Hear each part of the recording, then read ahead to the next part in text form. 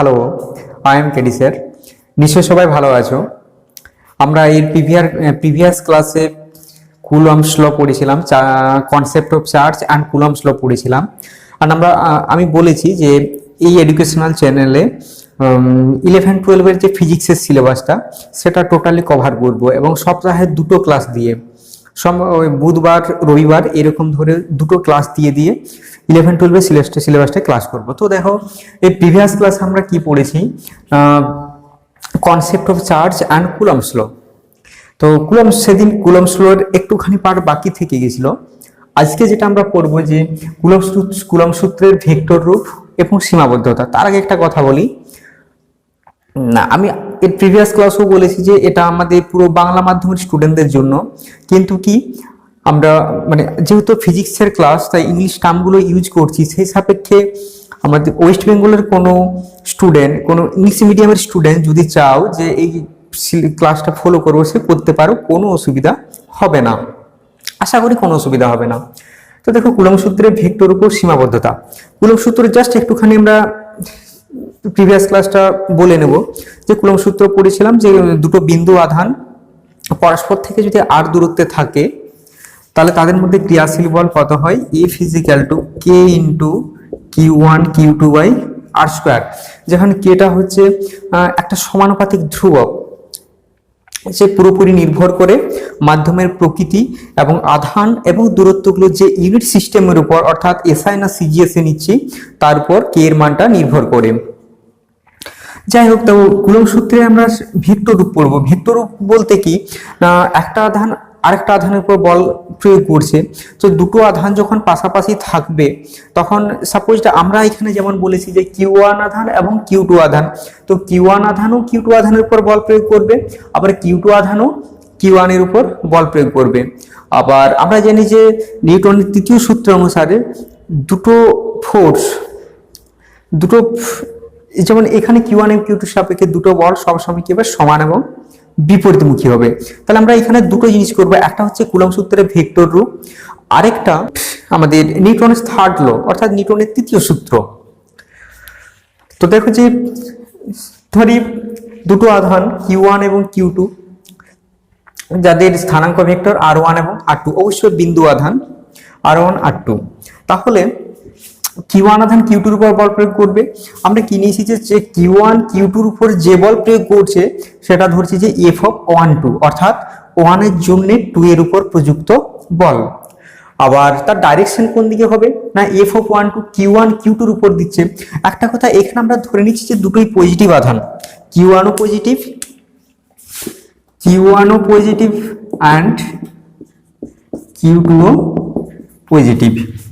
তাহলে Q1 দ্বারা Q2 এর উপর প্রযুক্ত বল সবসময় বাইরের দিকে হবে, কারণ কি বিকর্ষণ করবে, রিপেল করবে, তাই তো। তাহলে F(1)2 ডাইরেকশন আউটওয়ার্ডে।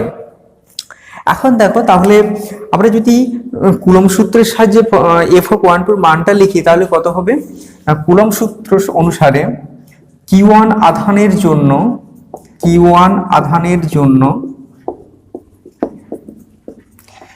Q2 এর উপর প্রযুক্ত বল, Q2 এর উপর প্রযুক্ত বল F(1)2 সমান কত হবে না, যদি আমরা ধরে নিই যে আধানগুলো শূন্য স্থান বা বায়ু মাধ্যমে আছে, তাহলে 1/4πε0 Q1 Q2 বাই R(1)2 এর স্কোয়ার, তাই তো, F(1)2 এর স্কোয়ার। F(1)2 কি না, F(1)2 দেখো আমরা বের করছি ফার্স্ট Q1 এর জন্য Q2 এর উপর বল, অর্থাৎ আমরা বের করব Q1 সাপেক্ষে Q2 এর স্থানাঙ্ক ভেক্টর, যেখানে Q1 সাপেক্ষে Q2 এর স্থানাঙ্ক ভেক্টর আমরা কি নিয়েছি, R(1)2।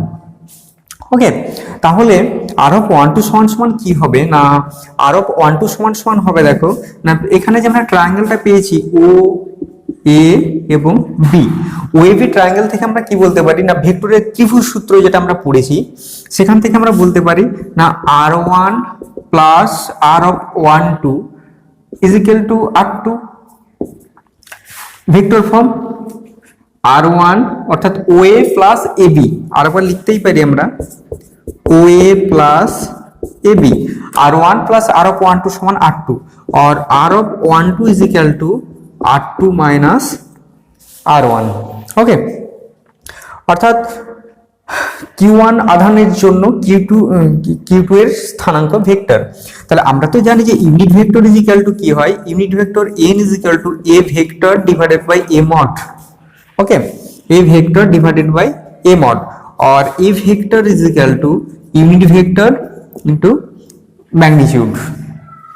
সো এখানেও সেম ভাবে আমরা বলতে পারি, দেখো যে তাহলে R12 আর ইউনিট ভেক্টর ডাইরেকশন সবসময় কি হয়, vector the unit vector of a vector is the direction along this vector। ওকে, তাহলে এখানে r of 1 2 যে ভেক্টর তার ইউনিট ভেক্টর আমরা কি লিখতে পারি, r of 1 2 unit vector is equal to r2 vector, that means r of 1 2 vector by r of 1 2 mod magnitude।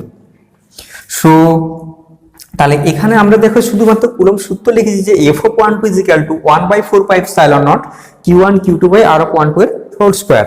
তাহলে সেখানে যদি আমরা r of ইউনিট ভেক্টর বসাই, তাহলে এখানে যদি জাস্ট ভেক্টর ফর্মটা লিখি তাহলে কি হবে, এখানে যদি আমরা ভেক্টর সাইন দিই f of 1 2 ভেক্টর, তাহলে এখানে কত আসবে r of 1 2 ইউনিট ভেক্টর, কারণ ফোর্সের ডাইরেকশনটা দেখো r of along দি মানে r of 1 2 এর অভিমুখে, তাই তো। তাহলে এখান থেকে r of 1 2 এর ভেক্টরটা যদি এখানে বসিয়ে দিয়ে আসবে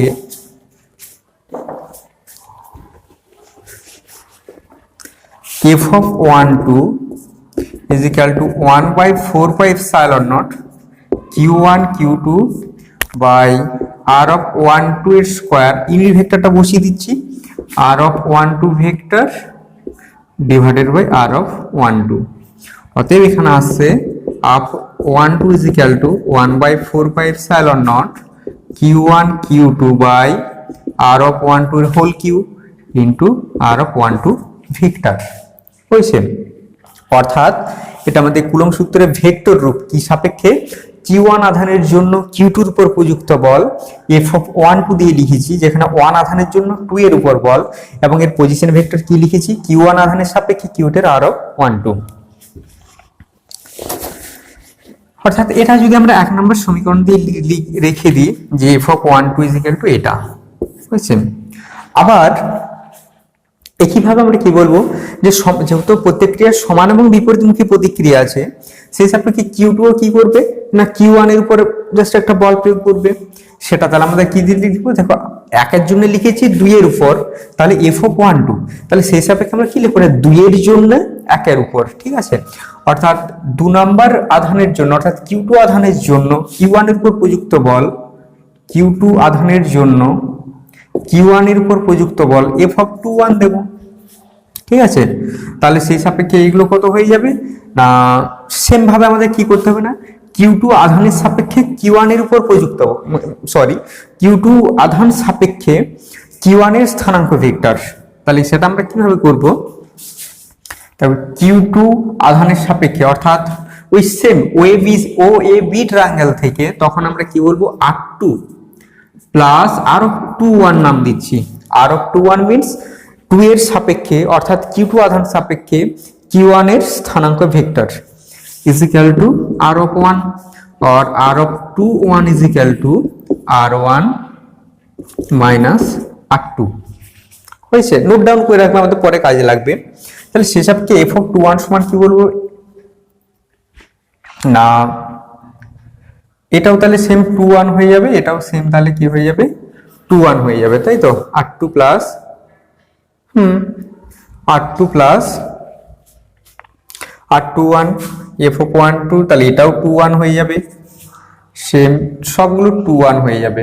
জাস্ট এটা দেখো বিভিন্ন বইতে কিন্তু বিভিন্ন রকম থাকে, বিভিন্ন রকম বলতে কি এই জাস্ট নোটেশনটা তুমি দিলে নিজের সুবিধা মতো নোটেশনটা দিলে যে জাস্ট সাইডে লিখে দিলে যে এই নোটেশনটা আমি এই জন্য ইউজ করেছি, সেটাই আমার মনে হয় বেটার, ঠিক আছে। তাহলে r of 2 1 is equal to r1 minus r2, আর আমাদের ফাইনাল ফর্মুলাটা আসবে 2 1 2 1 2 1 সেম ভাবে। অর্থাৎ যদি আমরা দুটো ইকুয়েশন পাশাপাশি লিখি, দেখো f of 1 2 সমান সমান এসেছিল, অর্থাৎ একের জন্য 2 এর উপর বল 1/4πε0 q1 q2 by r of 1 2 এর whole cube r of 1 2 vector. আবার f of 21 সমান সমান লিখেছি, অর্থাৎ 2 নম্বর আধানের জন্য 1 নম্বর আধানের উপর বল 1/4πε0 q1 q2 by r of 21 এর whole cube r of 21 vector. তাই তো, তাহলে q1 এর উপর প্রযুক্ত বল q2 এর জন্য, আবার q2 এর উপর প্রযুক্ত বল q1 এর জন্য। এখন থেকে আমরা দুটো ফর্ম লিখেছিলাম যে r of 1 2 is equal to r2 minus r1, আবার r of 21 সমান লিখেছিলাম r1 minus r2।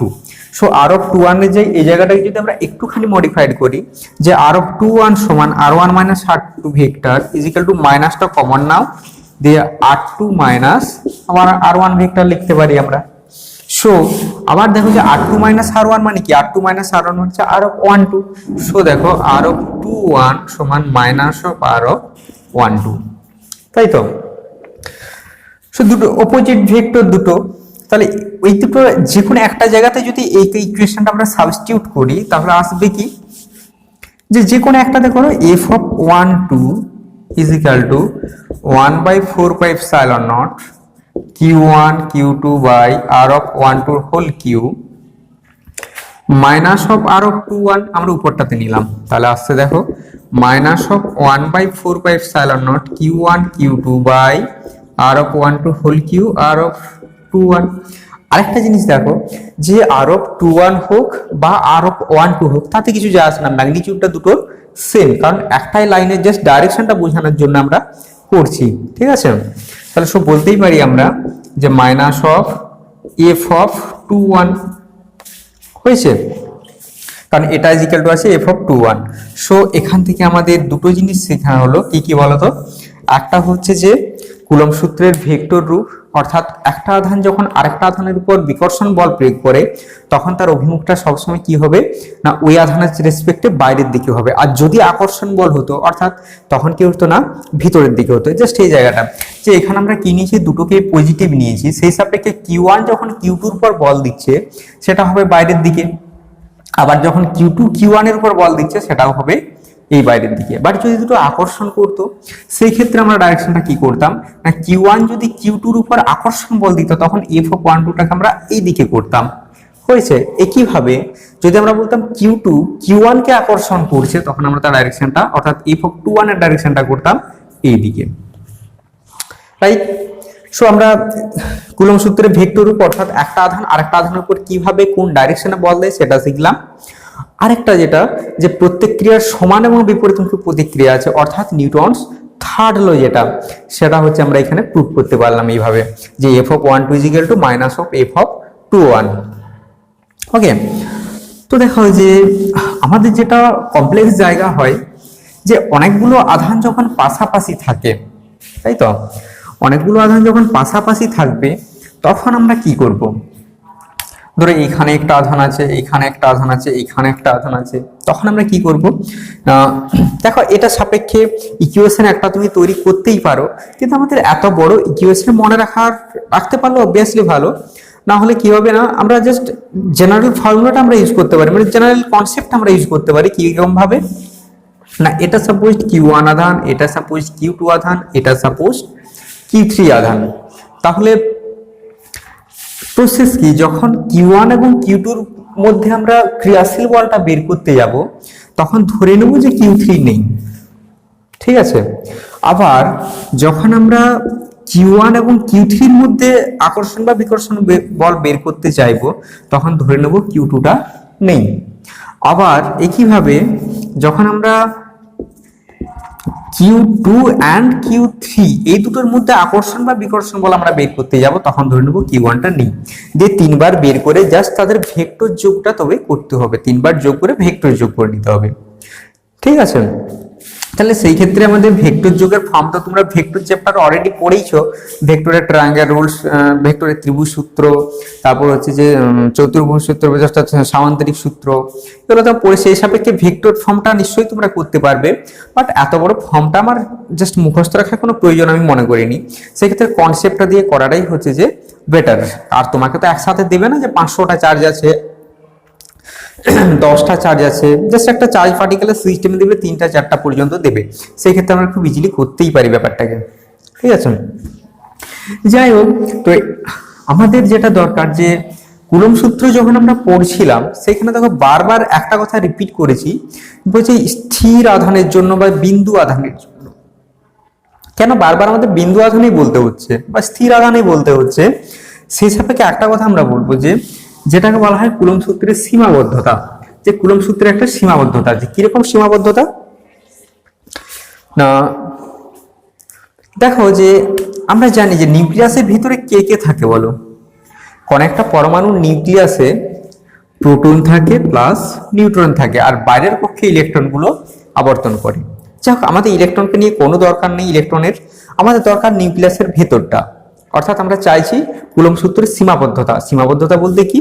অর্থাৎ কুলম্ব সূত্র কোথায় প্রযোজ্য নয়, বা আমরা জানি যে দুটো আধানের মধ্যে ক্রিয়াশীল আকর্ষণ বা বিকর্ষণ বল বের করানোর জন্য আমরা কুলম্ব সূত্রটা ব্যবহার করি, অথচ দুটো আধান পাশাপাশি আছে কিন্তু তাদের মধ্যে কোনো রকম কুলম্ব সূত্র আমরা অ্যাপ্লাই করতে পারছি না, সেরকম জায়গাগুলো কোথায় সেটাকে আমরা বলছি না সীমাবদ্ধতার জায়গা, তাই তো? তা 1 নম্বর আমাদের দেখো ভালো জায়গা, যেটা হচ্ছে নিউক্লিয়াস। আমরা খুব ভালোভাবেই জানি যে নিউক্লিয়াসের ভিতরে কে কে থাকে, প্রোটন এবং নিউট্রন। তো নিউট্রনগুলো আধানবিহীন কণা, আমরা জানি যে নিউট্রনের চার্জ হচ্ছে 0, বাট প্রোটনগুলো দেখো সবই এখানে ধনাত্মক, প্রোটনগুলো সবই পজিটিভ চার্জ ক্যারি করে, তাই তো?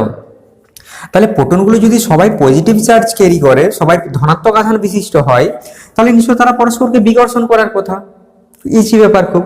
কিন্তু দেখো যে তারা পরস্পরকে বিকর্ষণ করছে না, এবং বিকর্ষণ তো করছেই না, আর বিকর্ষণ করলে কি তারা তো ছেড়ে পালানোর কথা, নিউক্লিয়াসটা ছেড়ে পালানোর কথা, একে একে বিকর্ষণ করছে, এদিকে পালালো, তাহলে তো নিউক্লিয়াসটা জাস্ট ব্রেক হয়ে গেল।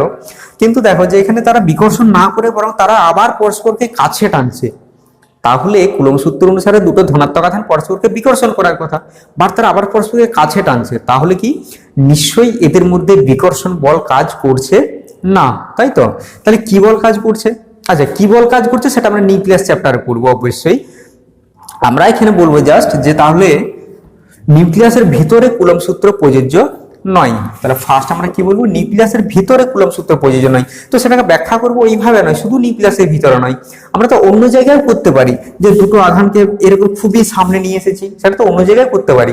তো সুতরাং নিউক্লিয়াসের ভিতরে বলার আমাদের কোনো যুক্তি নেই। অর্থাৎ নিউক্লিয়াসের ডাইমেনশন কি হয়?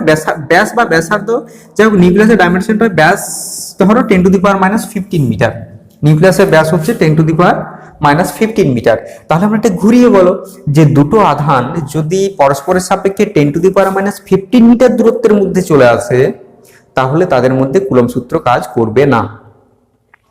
বা এভাবে বলতে পারি যে আমরা যে বিন্দু আধান বলেছি, অর্থাৎ বিন্দু আধান কেন বলছি না, অবশ্যই আধানগুলো যে দূরত্বে আছে সেই দূরত্বের তুলনায় আধান বিশিষ্ট কণা বলো, বস্তু বলো, যাই বলো না কেন, আধানগুলোর আকার অনেক ক্ষুদ্র হতে হবে। তারা যে দূরত্বে আছে তার তুলনায় আধানগুলোর আকার অনেক ক্ষুদ্র হতে হবে। অর্থাৎ দূরত্ব এবং আধানগুলোর আকার ডাইমেনশন কম্পেয়ারেবল হওয়া চলবে না, তাহলে সেই সব জায়গায় কুলম্ব সূত্র কাজ করবে। কারণ আছে যে তুমি ধরো দুটো বড় বড় বস্তুকে তুমি সামনে নিয়ে এইভাবে রেখেছো, দুটো হচ্ছে ধনাত্মক আধান বিশিষ্ট, তো তুমি এখানে ডিস্টেন্সটা কিভাবে মেনটেন করবে? এখানেও চার্জ আছে, এখানেও চার্জ আছে, আবার এখানেও চার্জ আছে, আবার এখানেও চার্জ আছে, তাহলে ডিস্টেন্স মেনটেন করা যাচ্ছে না। সেই জন্য বৃহৎ আকারের বস্তুর ক্ষেত্রে কুলম্ব সূত্র প্রযোজ্য নয়, বা আমরা বলতে পারি যাতে দূরত্বের তুলনায় যদি ডাইমেনশন বড় হয়ে যায় সেই ক্ষেত্রে কুলম্ব সূত্র প্রযোজ্য নয়, হয়েছে? জাস্ট সেই জন্য নিউক্লিয়াসের ক্ষেত্রে হচ্ছে না।